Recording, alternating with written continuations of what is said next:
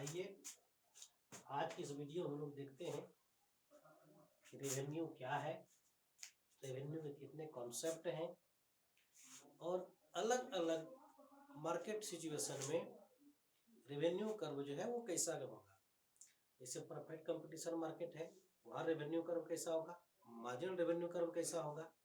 Monopoly है, वहाँ average revenue और मार्जिनल रेवेन्यू कर्व कैसा होगा। फिर इम्परफेक्ट कंपटीशन है, जहाँ आपका मोनोपोलिस्टिक कंपटीशन होगा और डिओपोली होगा। तो इम्परफेक्ट कंपटीशन के मार्केट में भी देखेंगे हम लोग, वहाँ रेवेन्यू कर्व किस डिजाइन का होगा, कर्व कैसा होगा, एवरेज रेवेन्यू और मार्जिनल रेवेन्यू में क्या रिलेशन है, उस चीज को हम लोग देखेंगे। सबसे पहले देखते हैं रेवेन्यू है क्या। देखिए, कोई भी फर्म और इंडस्ट्री और सेलर जो टोटल आउटपुट को बेचता है एक फिक्स प्राइस पर या एक निश्चित प्राइस पर, उस टोटल आउटपुट को बेचने पर उसे जो इनकम होता है उसको हम लोग कहते हैं रेवेन्यू। जैसे मान लीजिए कि एक फर्म जो है ए है और वह 10 रुपीज जो है प्राइस पर जो है 100 यूनिट उस बेचता है, तो इसके पास टोटल रेवेन्यू कितना होगा,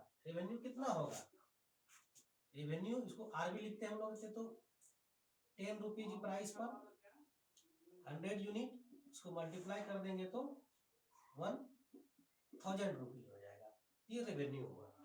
लेकिन वो देखते हैं रेवेन्यू के 3 कॉन्सेप्ट हैं। There are 3 concept of revenue, concepts of revenue. First number होगा टोटल रेवेन्यू, इसको हम लोग टीआर कहेंगे। दूसरा होगा एवरेज रेवेन्यू, जिसको हम लोग एआर कहेंगे। तीसरा होगा मार्जिनल रेवेन्यू,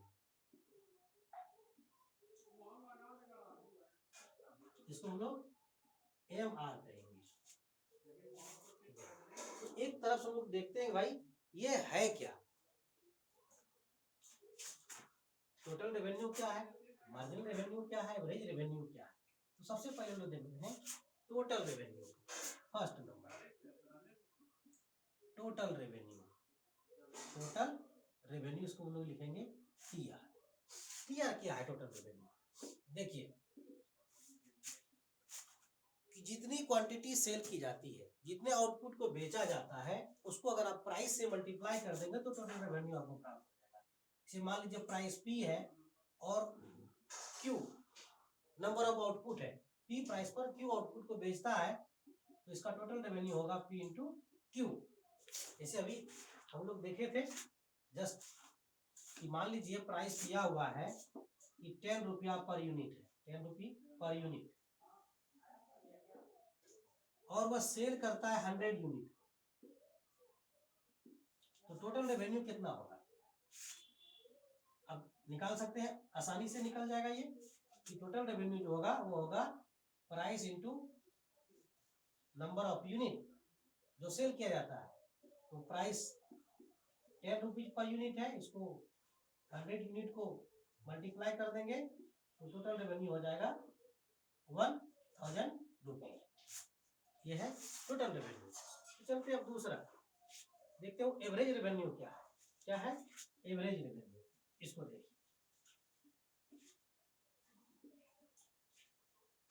एवरेज रेवेन्यू इसको हम लिखते हैं ए आर। ये क्या है? ए आर क्या है? अब टोटल रेवेन्यू में अगर नंबर ऑफ यूनिट जो सेल किया जाता है उससे डिवाइड कर देंगे तो आपका टोटल रेवेन्यू हो जाएगा। ए आर यहाँ क्या है? यह average revenue, average revenue. T R क्या है? Total revenue. क्यू क्या है? नंबर ऑफ यूनिट और क्वांटिटी ऑफ गुड्स और क्वांटिटी ऑफ गुड्स। जैसे मान लीजिए एग्जांपल दिखाते हैं आपको। मान लीजिए कि टोटल रेवेन्यू आपको दिया हुआ है 1000 रुपीज, और जो नंबर सेल किया जाता है वो 100 यूनिट है। तो आपका जो एवरेज रेवेन्यू है वो कितना होगा, इसको आप निकाल सकते हैं। भाई कितना होगा एवरेज रेवेन्यू, आसानी से इस फॉर्मूले पर फिट कर देंगे तो निकल जाएगा। टोटल रेवेन्यू कितना है आपका 1000 रुपीज, नंबर ऑफ यूनिट कितना है 100 यूनिट है, तो एवरेज रेवेन्यू कितना होगा पर यूनिट, तो फार्मूला आपके पास है ही। तो 1000 rupees by 100, average revenue 10 rupees होगा। इसी को हम लोग प्राइस भी बोलते हैं एवरेज रेवेन्यू को। अब एवरेज रेवेन्यू अब समझ गए। अब तीसरा है जो कॉन्सेप्ट है वो है मार्जिनल रेवेन्यू का, उसको भी लोग देखते हैं क्या है मार्जिनल रेवेन्यू। देखिए तीसरा कॉन्सेप्ट जो होगा वो होगा आपका मार्जिनल रेवेन्यू। तीसरा मार्जिनल रेवेन्यू, इसको हम लोग लिखते हैं शॉर्ट में MR। मार्जिनल रेवेन्यू क्या है, जस्ट याद कीजिए मार्जिनल कॉस्ट। मार्जिनल कॉस्ट क्या था जो हम लोग पिछली वीडियो में पढ़े, वो था कि भाई एक एक्स्ट्रा यूनिट के प्रोडक्शन से टोटल कॉस्ट कितना बढ़ रहा है, या कहिए एक यूनिट वस्तुओं के प्रोडक्शन को चेंज करने से टोटल कॉस्ट कितना चेंज हो रहा है। जस्ट सेम टाइप से यहाँ आएगा कि एक्स्ट्रा यूनिट को बेचने से या एक्स्ट्रा आउटपुट को बेचने से टोटल रेवेन्यू कितना बढ़ रहा है। ठीक है, तो इसको हम लोग लिखेंगे इस तरह से, marginal revenue is the change in total revenue resulting from change in output Q। Delta TR क्या है, change in total revenue resulting of delta Q, change in output, जिसको कि बेचा जाता है, टू बी सेल, जिसको बेचना है। इसका दूसरा फॉर्मूला भी है, उसको हम लोग देखते हैं। Marginal revenue of nth item, ये क्या है, total revenue of nth item minus total revenue n minus 1th item. देखिए ये क्या चीज है, इसको हम लोग देखते हैं और इसके एग्जांपल से भी देखेंगे तो ज्यादा आसानी हो जाएगी, समझने में भी आसान होगा। देखिए MRN क्या, marginal revenue of nth item, ये क्या है। अब निकालना हम लोग को मार्जिनल रेवेन्यू, तो हम इसको आसानी से निकाल सकते हैं। दोनों में से किसी फॉर्मूले को आप चूज कर सकते हैं। TRN क्या है, TRN क्या है, total revenue, total revenue of nth unit, कितना nth unit of a product. कोई प्रोडक्ट के n यूनिट को बेचने टोटल रेवेन्यू कितना है, TRN माइनस 1 क्या है, total revenue of n minus 1 unit of a product. चलिए इसको समझते हैं कैसे, क्या है ये। मान लीजिए कि 10th यूनिट को बेचने से टोटल रेवेन्यू जो है TR जो है 100 रुपीज है, कितना है 100 रुपीज। और 11th यूनिट तो बेचने से TR जो है मान लीजिए 150 रुपीज है, तो मार्जिनल रेवेन्यू कितना होगा, कितना होगा TRN 11th है, देखिए TRN माइनस TRN माइनस 1, तो TRN कितना है 150 है, TRN माइनस 1 इससे एक कम वाला 100 है, तो मार्जिनल रेवेन्यू कितना हो गया 50 हो गया। तो ये हो गया आपका मार्जिनल रेवेन्यू।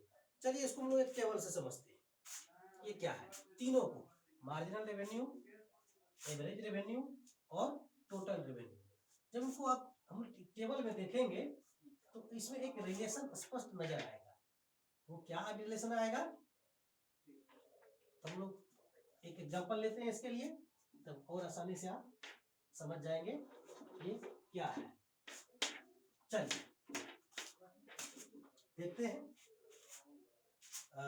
लेते हैं फर्स्ट कॉलम में क्वांटिटी,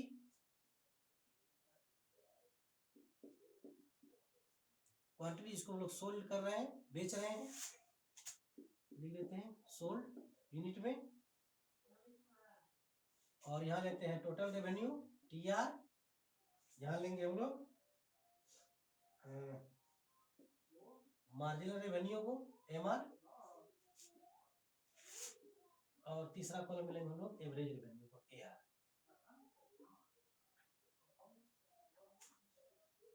चलिए फर्स्ट यूनिट को लेते हैं। मान लीजिए टोटल रेवेन्यू फर्स्ट यूनिट को बेचने से 10 होता है, सेकंड इस पर 18 होता है, 3 तीसरा यूनिट के बेचने पर मान लीजिए 24 होता है, चौथा यूनिट मान लीजिए 28 होता है, पांचवा यूनिट 30 होता है, छठा यूनिट पर भी टोटल रेवेन्यू अब देखिए चेंज नहीं हो रहा, सातवां यूनिट पर हो गया मान लीजिए कम हो गया टोटल रेवेन्यू, आठवां यूनिट पर मान लीजिए और कम हो गया।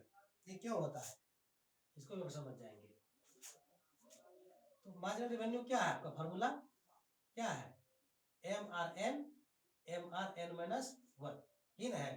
तो यहाँ पर देखिए MRN 1 है, इसका मार्जिनल रेवेन्यू सॉरी TR, यहाँ T होगा, टोटल रेवेन्यू 10 है 1 आइटम पर, तो 0 आइटम का लेंगे, 0 आइटम को दिया नहीं 0 है, ये 10 हो गया।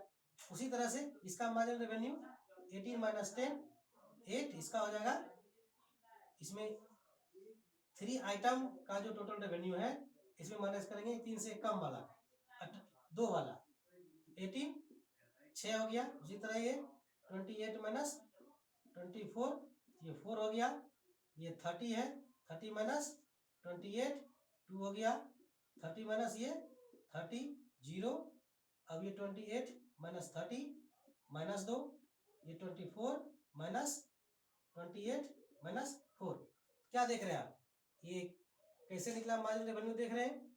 जिस आइटम का मार्जिनल रेवेन्यू निकालना है, इसे मान लीजिए तीसरा आइटम पर है टोटल रेवेन्यू 24 है, तो इसमें से एक कम वाले यानी 2 यूनिट को जब सोल्ड कर रहे हैं उसका टोटल रेवेन्यू कितना माइनस कर दीजिए। उसी तरह चौथा यूनिट का निकाल रहे हैं, इसका टोटल रेवेन्यू में तीसरा यूनिट का टोटल रेवेन्यू माइनस करेंगे। उसी तरह से मान लीजिए 8वां यूनिट पर टोटल रेवेन्यू 24 है, तो इसमें 7वां यूनिट सोल्ड करने पर जो टोटल रेवेन्यू है 28, इसको माइनस करेंगे, तो निकल जाएगा मेरा क्या, ये मार्जिनल रेवेन्यू। एवरेज रेवेन्यू कैसे निकालते हैं, आप जानते हैं कि AR क्या होता है, PR/Q।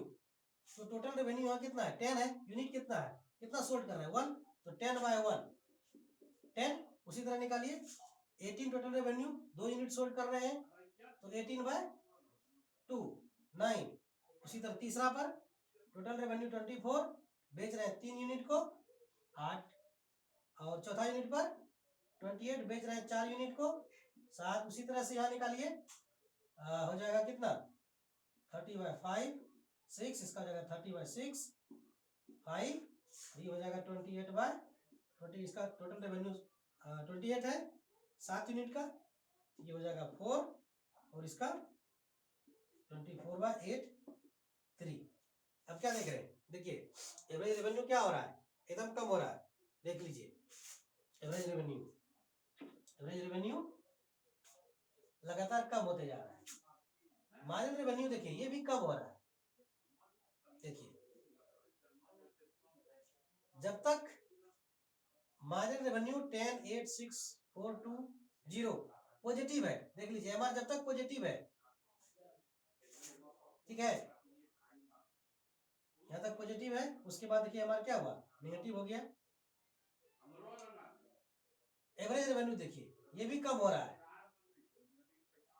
लेकिन मार्जिनल रेवेन्यू देखिए यहाँ 8 6 4 2 0 -2 -4, इसको देखिए 10 9 8 7 6 5 4 3, क्या हो रहा है, ये इसका जो घटने का रेशियो है उसका स्पीड कम है, मार्जिनल रेवेन्यू का जो घटने का स्पीड है वो ज्यादा है। ये देखिए ये एवरेज रेवेन्यू चेंज कितना हुआ यहाँ से यहाँ 1 यूनिट का, मार्जिनल रेवेन्यू कितना चेंज हुआ 2 यूनिट का। मतलब एवरेज रेवेन्यू एक चेंज होता है तो मार्जिनल रेवेन्यू दो चेंज होता है। मतलब क्या हुआ कि मार्जिनल रेवेन्यू का जो चेंज होने का रेट है, घटने का जो रेट है, वो एवरेज रेवेन्यू से 2 गुना है। ठीक है, चलिए अब जो है हम लोग देखेंगे कि अलग अलग मार्केट सिचुएशन में जो है रेवेन्यू कर्व कैसा होगा। तो सबसे पहले हम लोग देखते हैं मार्केट सिचुएशन कौन कौन सा है भाई। तो मार्केट सिचुएशन में हम लोग अभी तक पढ़े हैं, वो है आपका जनरली जो मेनली है वो 3 है। वो कौन कौन है? फर्स्ट नंबर होगा आपका, फर्स्ट नंबर होगा परफेक्ट कंपटीशन का मार्केट, परफेक्ट कंपटीशन। दूसरा होगा आपका मोनोपोली, मोनोपोली। और तीसरा होगा आपका इम्परफेक्ट कंपटीशन, इम्परफेक्ट कंपटीशन। 3 हो गया। तो हम लोग सबसे पहले देखते हैं कि परफेक्ट कंपटीशन। परफेक्ट कंपटीशन है क्या, पहले इसको जानिए। देखिए परफेक्ट कंपटीशन में जो है सेलर और buyers, a large number of seller and buyers. Perfect competition में बेचने वाले भी बहुत होते हैं और खरीदने वाले भी बहुत होते हैं। जो वस्तुएं हैं वो लगभग एक जैसी वस्तुएं, सब लोग होमोजेनस गुड्स को बेचते हैं। और कोई एक फर्म या एक सेलर मार्केट के प्राइस को प्रभावित नहीं कर सकता है कि थोड़ा प्राइस कम कर ले तो हम पूरे मार्केट के प्राइस को इफेक्ट कर लें। तो जनरली क्या होता है, परफेक्ट कंपटीशन के मार्केट में एक प्राइस दिया हुआ होता है। मान लीजिए कोई फर्म को कुछ बेचना है तो एक दिए हुए प्राइस पर ही वह बेचेगा, तो मतलब वो प्राइस टेकर होता है। क्या होता है वह? एक फर्म जो है प्राइस टेकर होगा। एक गिवन प्राइस पर आप चाहे जितना वस्तु बेचना चाहते हैं उसको आप बेच सकते हैं। तो एक प्राइस दिया हुआ होता है, इस प्राइस पर आप जितना बेच सकते हैं। ठीक है, तो जो इस पर यहां लेंगे हम लोग आउटपुट को या क्वांटिटी को लेते हैं। क्वांटिटी को लीजिए, क्वांटिटी या लीजिए AR और MR को, एवरेज रेवेन्यू और मार्जिनल रेवेन्यू को। क्योंकि परफेक्ट कंपटीशन में प्राइस दिया हुआ रहता है, इस प्राइस पर आप जितना बेच सकते हैं। ठीक है, तो जो प्राइस होगा इस तरह का होगा, प्राइस लाइन, और यही इसका डिमांड कर्व होता है। तो इसको हम लोग AR भी कहते हैं और MR भी इसी तरह से होगा। क्यों होगा MR भी इसी तरह से? उसका कारण है कि एक गिवन प्राइस पर जब प्राइस दिया हुआ होता है तो उस कंडीशन में हर एक एक्स्ट्रा यूनिट को बेचने से वही प्राइस प्राप्त होगा। जैसे मान लीजिए एक एग्जांपल लेते हैं, यूनिट यहाँ लेते हैं जो सोल्ड करना है, यहाँ पर लेते हैं टोटल रेवेन्यू, और यहाँ लेते हैं एवरेज रेवेन्यू को, और यहाँ लेते हैं मार्जिनल रेवेन्यू को। देखिए क्या होता है परफेक्ट कंपटीशन के मार्केट में, प्राइस तो पहले से दिया हुआ होता है, 1 यूनिट 2 3 4 5। मान लीजिए कि एक वस्तु का हुआ 5 रुपया प्राइस फिक्स किया, कितना किया? 5 रुपया। तो उसका एवरेज रेवेन्यू 5 ही होगा, मतलब ये दिया हुआ है कि 5 रुपया पर प्राइस है। तो आप जितना यूनिट बेचेंगे वो 5 ही, एक यूनिट बेचते हैं तो 5 रुपया होगा, तो 2 यूनिट बेचते हैं तो 10, 3 यूनिट बेचते हैं तो 15, 4 यूनिट पे 20, 5 पे 25। तो मार्जिनल रेवेन्यू कितना होगा? 1 यूनिट पर 5 है, 0 यूनिट पर 0, नहीं बेचेंगे कुछ नहीं मिलेगा, तो ये तो 5 ही होगा। इसमें कितना होगा? 10 माइनस मार्जिनल रेवेन्यू इसका, सेकंड में फर्स्ट का माइनस करेंगे, 10 में 5 तो 5, तीसरा का मार्जिनल रेवेन्यू 15 में 10 माइनस करेंगे 5, उसी तरह यहाँ 20 में 15 माइनस करेंगे इसका, 25 में 20 को माइनस करेंगे। मतलब जो मार्जिनल रेवेन्यू है वो भी देखिए कांस्टेंट है एवरेज रेवेन्यू के, जिसको हम लोग प्राइस भी कहते हैं एवरेज रेवेन्यू को। इसलिए परफेक्ट कंपटीशन के मार्केट में जो एवरेज रेवेन्यू मार्जिनल रेवेन्यू है वो एक्स एक्सिस के हॉरिजॉन्टल होगा, इस तरह से, इसके या कहिए एक्स एक्सिस के पैरेलल में होगा। ठीक है, चलते हैं दूसरा। अब सवाल है टोटल रेवेन्यू कितना होगा? एवरेज रेवेन्यू और मार्जिनल रेवेन्यू तो आपने देख लिया कितना होगा, तो टोटल रेवेन्यू कितना होगा? TR जानते हैं क्या होता है? TR P into Q, price को जितनी वस्तुएं बेच रहे हैं उससे मल्टीप्लाई कर देते हैं। मान लीजिए कि आप इतना वस्तु बेच रहे हैं, यहाँ मान लीजिए इतना, ऐसा कुछ नाम दीजिए, मान लीजिए एन देते हैं कि ओपी प्राइस पर इतना वस्तु बेच रहे हैं, टोटल रेवेन्यू कितना। तो इस एआर कर्व के नीचे जो भाग है ये देखिए पूरा है, ये यही होगा इसका टोटल रेवेन्यू। कितना होगा भाई, ये पार्ट जो आप ये डिसाइडेड एरिया देख रहे हैं ये हो जाएगा टोटल रेवेन्यू। तो यहाँ पी कीमत कितना है, यहाँ से यहाँ तक ओपी कितना बेच रहे हैं, ओ एन, इसको इस पॉइंट को कुछ नाम दे दीजिए, मान लीजिए ई दे देते हैं। तो ओपी कीमत पर इतना बेच रहे हैं, टोटल रेवेन्यू कितना होगा, ओ एन ई पी, क्या होगा, ओ एन ई पी, ये हो गया टोटल रेवेन्यू। ये जो साइडेड एरिया है ये हो गया टी आर। ये किसका था, ये आपका जो है परफेक्ट कंपटीशन के मार्केट का कंडीशन ये होता है। चलिए देखते हैं हम लोग मोनोपोली में। मोनोपोली में एआर कर्व कैसा होगा, एआर एमआर कर्व कैसा होगा, इसको हम लोग देख लेते हैं। क्योंकि देखिए क्या होता है मोनोपोली में, मोनो का अर्थ होता है एक, पोली का होता है विक्रेता। तो मोनोपोली का मतलब क्या होगा, एक ही बेचने वाला।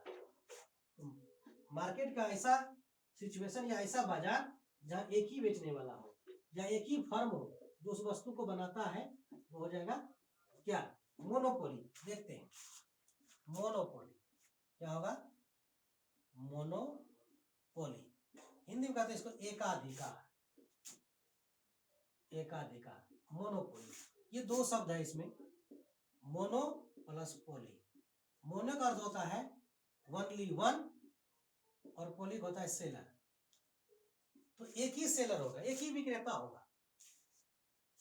एक बात तो ये एक ही बेचने वाला होगा। दूसरा बात, वहां जो खरीदने वाले हैं बायर्स हैं वो लार्ज नंबर में होंगे, बहुत सारे खरीदने वाले होंगे। तीसरा, उस मार्केट में किसी दूसरे फर्म या इंडस्ट्री को जाने पर प्रतिबंध रहेगा कि वो उस बाजार में नहीं जा सकता है। चौथा, कि वो जो मोनोपोलिस्ट जिस वस्तु को बना के बेच रहा है उससे मिलता जुलता या कहिए उसका क्लोज सब्स्टिट्यूट गुड्स या उसका सब्स्टिट्यूट गुड्स बाजार में उपलब्ध नहीं होगा। मतलब सिर्फ जो वस्तु बना रहा है वही वस्तु होगा, उससे मिलता जुलता कोई भी अदर गुड्स नहीं होगा। तो देखिए मोनोपोली में क्या होगा, तब तो ऐसा होगा। तो मोनोपोली जो है उस मोनोपोली कंडीशन में, ये देखिए पहले इसको समझिए ग्राफ को, डिमांड कर्व कैसा होगा, या क्वांटिटी और यहाँ प्राइस। मोनोपोली मार्केट में क्या होगा, तो आप सोच रहे होंगे कि भाई एक मोनोपोली अकेला विक्रेता है, एक बेचने वाले हैं और दूसरा कोई है नहीं, दूसरा बेच भी नहीं सकता, दूसरा उस मार्केट में आ भी नहीं सकता है, तो वो जो कीमत रखेगा वही कीमत सबको खरीदना होगा। ऐसा नहीं है। देखिए क्या होता है, एक मोनोपोली मार्केट में डिमांड कर्व जो है वो होता है इस तरह से, डाउनवर्ड स्लोपिंग का या कहिए नेगेटिव स्लोप का। क्यों, वो इसलिए कि मोनोपोलिस्ट जो होता है वह अधिक वस्तुओं को बेचने के लिए उसको क्या होता है, कीमत को कम करना पड़ता है। यहाँ लॉ ऑफ डिमांड कम करेगा। ये देखिए मान लीजिए ये कीमत है यहाँ से यहाँ, ये ओपी इसको, तो इस कीमत पर कितना बेचेगा वह, ये देखिए इतना कीमत पर वह इतना बेचेगा। मान लीजिए वो कीमत कम कर देता है, मान लीजिए यहाँ OP1 कर देता है, यहाँ इस कीमत तो अब पहले से ज्यादा बेच रहा है, देखिए 1 था अब यहाँ से यहाँ बेचने लगा। मान लीजिए वो कीमत को बढ़ा देगा, मान लीजिए OP2 कर देगा इतना, तो इतना कीमत पर कितना होगा, वो देखिए पहले से कम वस्तुओं को बेच रहा है। तो मोनोपोली का जो डिमांड कर्व होता है, ये जो आपने देखा भी DD इस तरह का होता है, और डिमांड कर्व जो है वही होता है एवरेज रेवेन्यू का। क्या होगा, एवरेज रेवेन्यू का YX। यहां लेंगे हम लोग क्वांटिटी को, यहां लेंगे हम लोग AR और MR को, ठीक है। एवरेज रेवेन्यू कर्व कैसा होगा, जैसा ये डिमांड कर्व है इसी तरह से होगा एवरेज रेवेन्यू इस तरह से, ठीक है। एवरेज रेवेन्यू कर्व कैसा होगा, इस तरह से। और जो मार्जिनल रेवेन्यू कर्व होगा वह क्या होगा, इसका हाफ होगा। मार्जिनल रेवेन्यू कर्व AR के जस्ट नीचे होगा। अगर ये स्ट्रेट लाइन में डाउनवर्ड स्लोपिंग का है तो वो भी डाउनवर्ड स्लोपिंग का ही होगा। और क्या होगा कि AR से OY एक्सिस पर एक परपेंडिकुलर डाल दीजिए और इसके हाफ से यह गुजरेगा, हाफ से इसे, मान लीजिए ये ए है, ये बी है और ये सी है। तो मोनोपोली के मार्केट में जो होगा, अगर स्ट्रेट लाइन उसका ए आर कर्व है तो ये जो एम आर होगा वो ए आर का हाफ होगा। ऐसे देखिए एम आर कितना, यहां से यहां तक, बी से सी तक, और ये इसका मिडिल पॉइंट है, मतलब B C is equal to A C. ठीक है, तो बी सी जब इक्वल टू ए सी तो बी सी को लिख सकते हैं हम लोग कि भाई इतना, B C is equal to A C भी लिख सकते हैं, भाई इतना इतना बराबर है, ये है तो बी सी इतना और इतना दोनों किसी को लिख सकते हैं। तो कितना होगा, इतना बराबर इतना, मतलब ये पूरा ए बी जो है, ए बी का हाफ होगा। ए से बी तक क्या है, ये है ए आर का आधा। तो मार्जिनल रेवेन्यू क्या होगा, एवरेज रेवेन्यू का आधा, या कहिए ये इस तरह से M R is equal to A R by 2, या इसको दूसरे तरीके से लिख सकते हैं A R is equal to 2mr। मतलब अगर मोनोपोली का बाजार है उस कंडीशन में एवरेज रेवेन्यू कर्व जो है इस तरह से होगा और मार्जिनल रेवेन्यू कर्व इसके नीचे होगा। ठीक है, तब अब जो है हम लोग देखते हैं भाई ए आर और एम आर में रिलेशन क्या है। तो ए आर और एम आर में रिलेशन क्या है, हम लोग चूंकि पढ़े हैं पहले लॉ ऑफ डिमांड में, क्या पढ़े भाई, जो इलास्टिसिटी ऑफ डिमांड होता है उसका फॉर्मूला होता है A R by A R minus M R. ठीक है, तो अब इसको क्या करते हैं हम लोग, इसको डिरिवेशन करते हैं, डेरिव करते हैं इसको। तो E को मल्टीप्लाई करते हैं A R minus M R से, यहाँ बच गया ए आर, ये क्या हो गया E A R minus E M R is equal to A R. भाई इसको उधर लेके चलते हैं, तो E A R minus A R into E M R हो गया। तो ए आर देखिए दोनों में है, तो ए आर को कॉमन मान लेते हैं, तो E minus one is equal to E M are.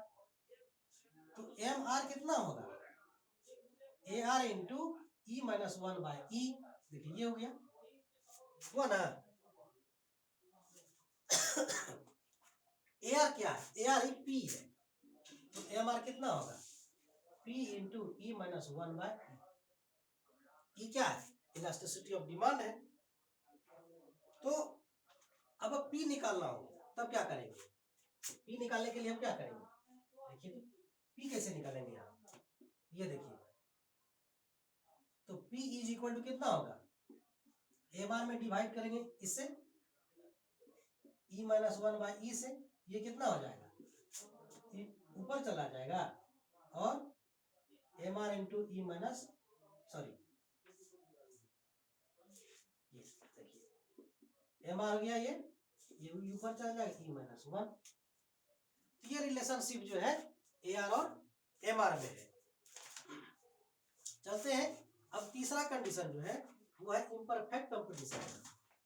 Imperfect competition में ए आर और एम आर कैसा होगा उसको देखते हैं।